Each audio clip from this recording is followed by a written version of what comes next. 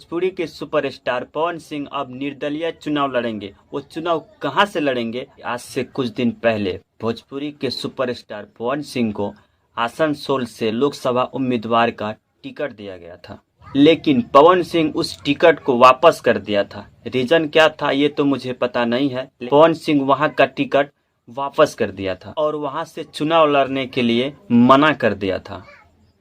उसके बाद social media पे एक चर्चा होने लगा कि आखिर पवन सिंह चुनाव लड़ेंगे तो कहां से लड़ेंगे।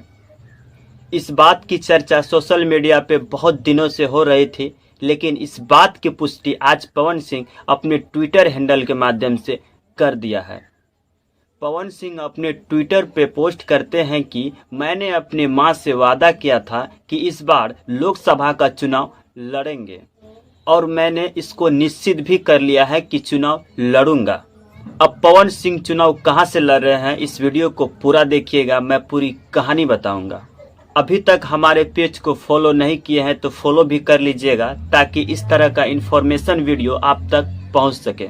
बता दें कि भोजपुरी के सुपरस्टार पवन सिंह अब निर्दलीय चुनाव लड़ेंगे। वो चुनाव कहां से लड़ेंगे आइए बताते हैं। पवन सिंह काराकाट लोकसभा क्षेत्र से चुनाव लड़ेंगे। हम बता दें कि जहां से पवन सिंह चुनाव लड़ते हैं वहां से चुनाव जीतना बहुत ही डिफिकल्ट होगा।